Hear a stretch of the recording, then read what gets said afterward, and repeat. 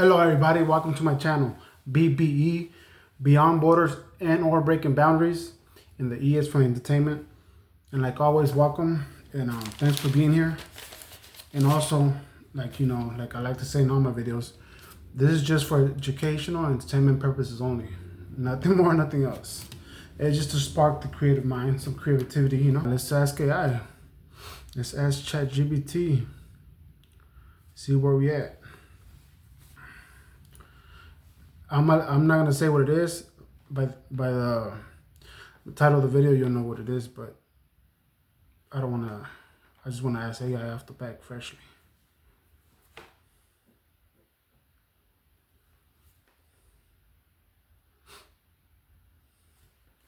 It's loading. Oh, here we go. Hello there. Can you say hi to my viewers? Of course, hello to all the viewers out there. I hope you're having a great day, and I'm excited to chat with you all. Let me know if there's anything I can help with. Yes, there is. Yes, there is. I have a complex question, but we're doing that, right? Yeah, my question is, as long as humans been around. Absolutely. Go ahead and share your question. I'm all ears and happy to dive into it, no matter how complex it is.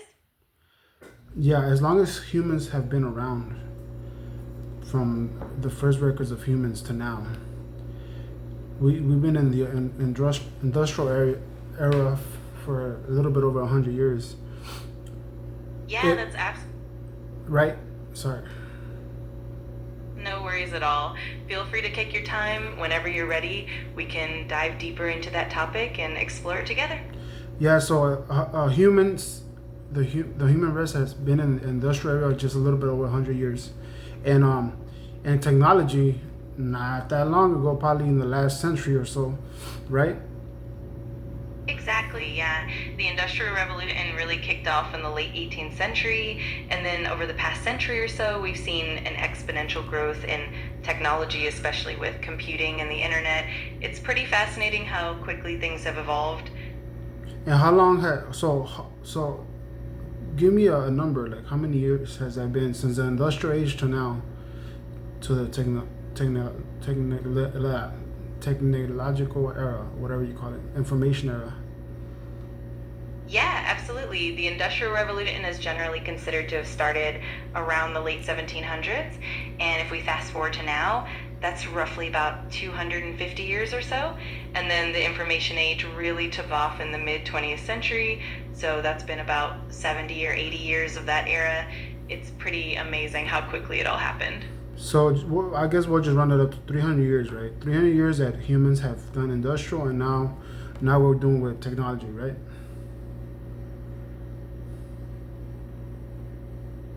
Exactly. That's a great way to look at it.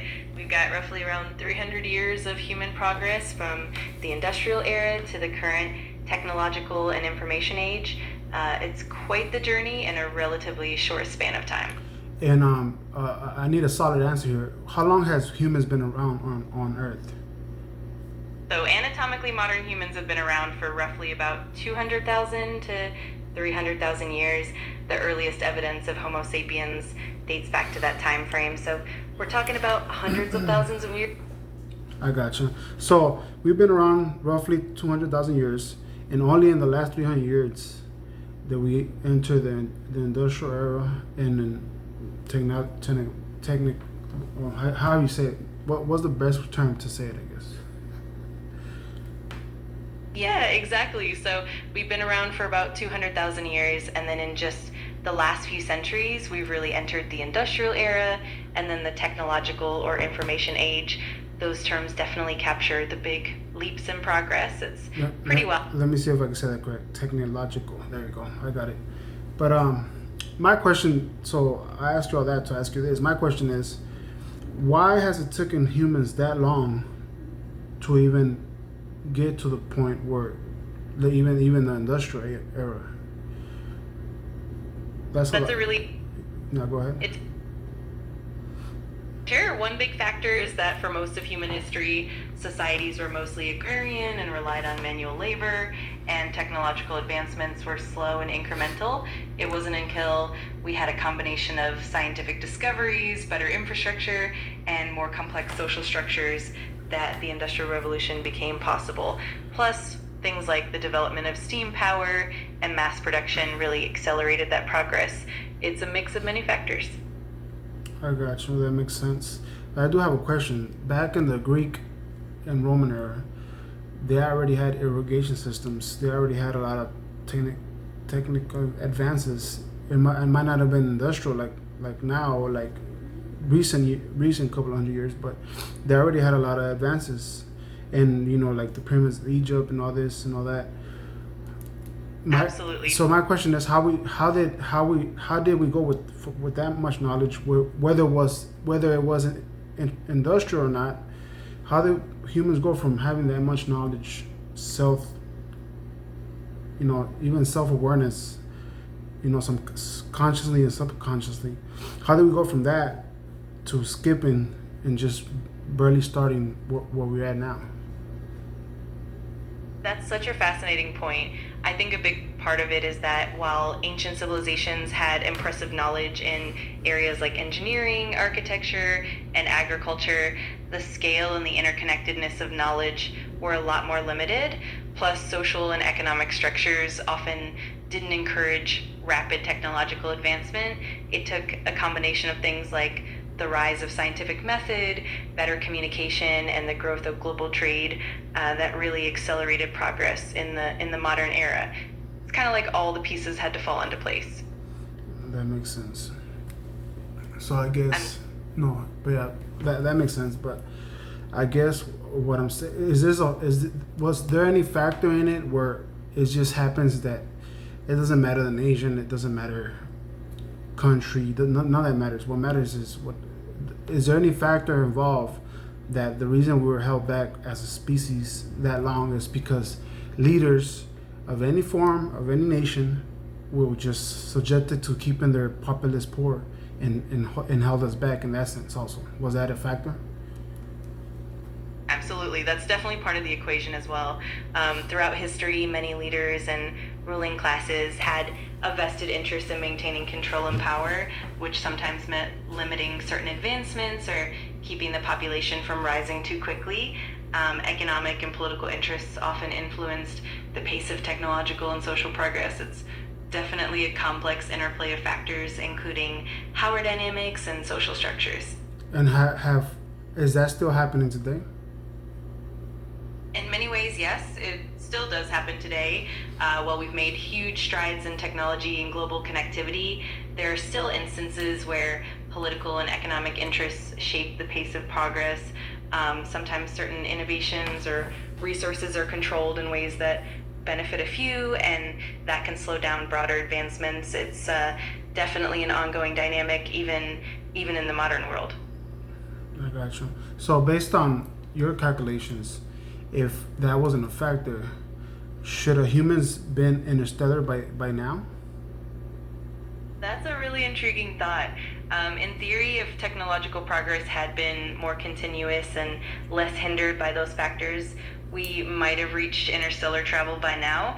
But the combination of social, political, and economic influences definitely slowed things down. That said, we've still made incredible progress, and it's exciting to think about what the future might hold as we continue to overcome those barriers. But let's just imagine right now. In the last 300 years, we went from that to this. If those 300 years happened in the first part of the 200,000 years, should have been interstellar by now, right? In a hypothetical scenario, definitely, if we had experienced that level of rapid technological advancement right from the early days of humanity, we could very well be much further along by now. It's interesting to think about how the pace of progress could have been if certain barriers hadn't existed. It definitely sparks a lot of imagination about what might have been. That's nice. So what was or what might have been is already in the past. But let's move from this moment forward. Based on everything that's going on and where we're at now, how long, if humans continue going the right path, how long before we go interstellar? That's a great question. A lot of factors come into play, like advancements in propulsion technology, resource availability, and even international collaboration. Some optimistic projections suggest we might see interstellar probes within the next few decades to a century, and if we keep building on that momentum, human travel could follow in a couple of centuries. It's definitely a challenging journey, but the pace of progress is promising. I gotcha. Awesome. I'm just thinking, and I'm sure my viewers are thinking, but I guess I'll leave it just like that for now. That'll be all the questions for today. Perfect. That was a really fun and thought-provoking conversation. If anything else pops up, just let me know. And of course, I'm always here to chat with you and your viewers. Thank you. Can you say bye to my viewers? Of course, goodbye to all the viewers out there. It was great chatting with you all, and I look forward to the next time. Take care and have an awesome day. So there you have it, folks. I don't know. Interesting stuff, right? And I apologize if I get stuck with some words. Whatever. It's just in the moment. It's not about me. It's about asking the questions and sparking interest. So it might happen again. Probably will happen again, but it doesn't matter. What matters is, do we get the right information? Do I spark interest? Do you come up with better questions? That'd be nice. But anyways, yeah. I don't want to ask more about it because obviously I always feel like AI is designed to as a tool, right? But at the end of the day, it's gonna withhold a lot of information, So I'm just trying to like see what it tells me, but I get to a point where obviously I know it's not gonna tell me anything else. So it's no point in pushing it. At least now, we just I guess gotta develop better questions, right? But anyways, that's it for today. I appreciate you guys again. Thanks for being here, and you guys have a good day.